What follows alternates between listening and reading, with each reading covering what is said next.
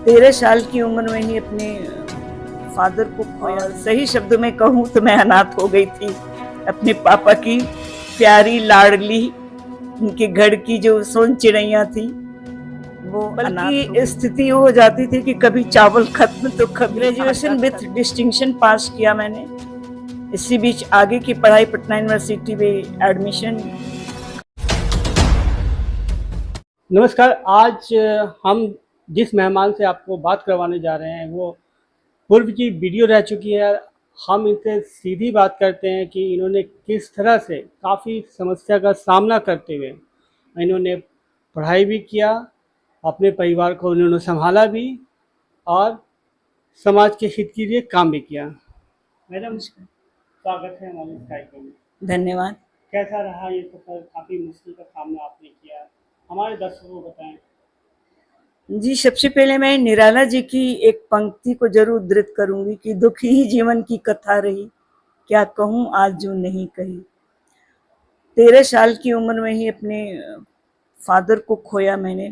पिता जो मेरे लिए भगवान के समान थे, और उन्हीं दरमियान मेरी मैट्रिक बोर्ड की परीक्षाएं चल रही थी। मैं उन्हें अंतिम समय देख भी नहीं पाई। पटना में उनकी डेथ हो गई थी और मैं डुमरांव स्कूल जो बक्सर के निकट है, वहाँ की परीक्षार्थी थी। तो वहाँ के स्टाफ ने मुझे बताया नहीं कि फादर पिताजी नहीं रहे, और अंतिम दिन पेपर था, इसलिए उस पेपर को देख के मैं नेक्स्ट डे डुमरांव से पटना आई तो पता चला कि सब कुछ लुट पिट सा गया था। और सही शब्दों में कहूँ तो मैं अनाथ हो गई थी। अपने पापा की प्यारी लाडली, उनके घर की जो सोन चिड़ैया थी, वो अनाथ हो गई थी। उसके बाद स्ट्रगल संघर्ष का दौर चला। मैं बचपन को भूल गई, जवानी भी नहीं आई। एक तरह से बुजुर्गों वाली जो विरासत मिल गई मुझे कि अब इसी में गुजारा करना है, पापा नहीं है, ऐसे करना है।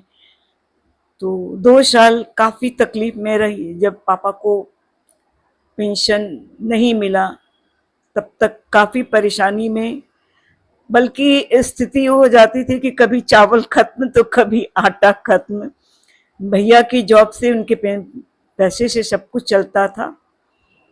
तो ये विद्रुपता भी मैं झेली हूँ, और मैं उनकी चूंकि बहुत लाडली थी, इसलिए चावल खत्म होने पर सबसे पहला प्रश्न ये हुआ कि मैं क्या खाऊंगी। तो उस समय तो मुझे मजाक लगा। हमने कहा कि ठीक है, मैं दीदी के यहाँ चली जाती हूँ, गेस्टिंग भी हो जाएगी। तो इस दौर से मैं गुजरी हूँ। अगर कोई गेस्ट मेरे यहाँ आ जाता था तो चूंकि मैं यूनिवर्सिटी से लेट लौटती थी, तो कभी मेरे हिस्से की दाल नहीं होती थी, कभी सब्जी नहीं बनती थी, तो मैं छुप कर करके कुछ भी चावल अचार के साथ या कुछ के साथ खा लेती थी। ऐसे ही मैंने पढ़ाई पूरी की। ग्रेजुएशन विथ डिस्टिंक्शन पास किया मैंने। इसी बीच आगे की पढ़ाई पटना यूनिवर्सिटी में एडमिशन का आ गया था डेट, लेकिन हमारे घर वाले तैयार नहीं हो रहे थे। बहुत लोग भड़काने लगे, बिन बाप की बेटी है, बहुत पढ़ाओगे तो इस तरह से लड़का कहाँ ढूंढोगे इसके लायक, ग्रेजुएशन कर चुकी बहुत है। लेकिन मैं बहुत नर्वस थी। लास्ट में एक ही उम्मीद थी, बड़े भैया जो फादर लाइक मानते थे हमको। रात में वो लौटे तो मैंने कहा भैया मुझे एडमिशन करवाना है, कल लास्ट डेट है पटना विश्वविद्यालय में। तो उन्होंने एक शब्द भी नहीं बोला, कुछ भी नहीं बोला, कोई रिएक्शन नहीं। तो मैं जा करके अपने बेड पर बहुत रोने लगी। संयोग से उनकी बड़ी बेटी यानी मेरी भतीजी मेरे साथ ही सोती थी। वो तुरंत गई, जाके बोली पापा बुआ बहुत रो रही हैं। बस कब मेरा रजाई हटा और कब मैं भैया के सीने से लगी, कह नहीं सकती। उस दिन का अनुभव, उस रात का अनुभव, कि मेरे भैया ने रोते हुए कहा था कि बेटा तेरे को जितना पढ़ना है मैं पढ़ाऊंगा, तेरी पढ़ाई नहीं रोकूंगा, दुनिया जो कहे। और उन्होंने मेरा एडमिशन करवाया मास्टर डिग्री में। मैं हाई फर्स्ट क्लास पास की वहाँ से। मैडम, ये देखा जाता है कि जब आदमी पास बहुत दुख होता है, खासकर जब आप ये कह रही कि खाने खाने तक का मोहताज होना पड़ा, तो आदमी टूट जाता है। फिर भी आपने पढ़ाई को एकदम जारी रखा और पढ़ना भी चाहती थी, ऐसा कैसे कर पाई आप? मैं धन खो सकता है, सब कुछ खो सकता है, लेकिन विद्या नहीं जाता है, विद्या को कोई ले नहीं सकता है। सरस्वती मेरे साथ थी। इस मूड को लेकर मैं चली कि मुझे हर हालत में एमए करना है। बात जब शादी तक आ गई, तब मैंने अपने बड़े भाई को यही बोला कि भाई भैया आप चपरासी से मेरी शादी कर देना, लेकिन मेरी पढ़ाई मत रोको।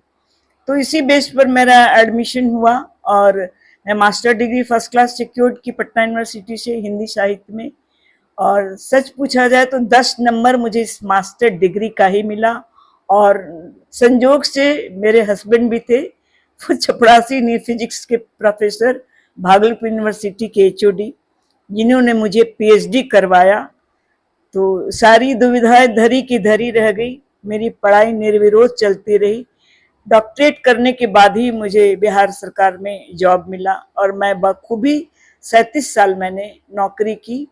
बीडीओ के पद से रिटायरमेंट लिया लखीसराय में, और एक ही थीम लेके चली कि मेरे पापा को लोग कहते थे गांधी जी हैं, तो कहीं ना कहीं उनका खून मेरे खून में था कि ईमानदारी को लेकर के चली, ऑनेस्टी को। तो कहीं भी कोई आरोप नहीं लगा, जबकि वीडियो पर आए दिन आरोप लगते हैं, कोई आरोप नहीं लगा। निर्विघ्न छोटी मोटी उलझने आती रहीं, कभी गाड़ी छेका जाता रहा, कभी ऑफिस को घेरा जाता रहा, कभी जिंदाबाद मुर्दाबाद भी हुआ, लेकिन सबको झेलने के बाद बहुत कुछ सीखने को मिला। डीएम सीमा त्रिपाठी थी, बेगूसराय में मैं सीओ थी, तो उन्होंने कहा कि मोदी जी को लोग गाली देते हैं तो इसका मतलब नौकरी छोड़ देता है। उन्होंने मेरे लिए एक शब्द यूज किया था, जबकि मैं रिजाइन करने को ऑफिस में तैयार बैठी थी, किसी ने जिंदाबाद मुर्दाबाद कर दिया था, सीओ मुर्दाबाद। मैं बहुत आहत थी, पूरी ऑफिस में मैं बैठी थी और डीएम चाह रही थी कि मैं ज्वाइन कर लूं। संजोग से मेरे हस्बैंड को बुलाया गया, पूरा प्रशासनिक वहां खेमा उपलब्ध था, डीडीसी डीएम। बोले आप क्यों छोड़ना चाहते? मैंने कि मैम मुझे उन लोगों ने मुर्दाबाद कहा। तो बोले कि मुर्दाबाद कहने से नौकरी छोड़ी जाती है। फिर उन्होंने एक शब्द का इस्तेमाल मेरे लिए किया, मेरे हस्बैंड थे, जो मुझे आज भी याद है। उन्होंने मेरे हस्बैंड से पूछा आपके ससुर क्या करते थे? तो मेरे हस्बैंड बोले मैंने उन्हें देखा तो नहीं, पर एग्रीकल्चर डायरेक्टर थे, बहुत ईमानदार ऑफिसर थे।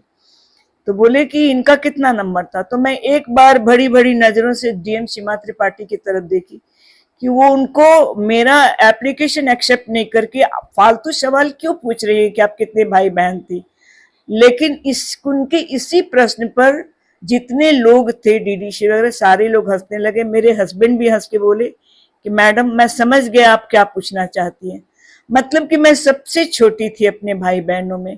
और डीएम सीमा त्रिपाठी ने एक शब्द यूज किया था कि सबसे छोटा चाइल्ड बहुत पैम्पर्ड होता है। ये मुझे याद है, उनका बहुत मैं सम्मान करती हूँ जो उन्होंने मेरे लिए शब्द का प्रयोग किया कि छोटा बच्चा। मैं अपने घर की सबसे छोटी थी, तो खैर उनके कहने पर पुनः मैंने ज्वाइन कर लिया सीओ के पद पे।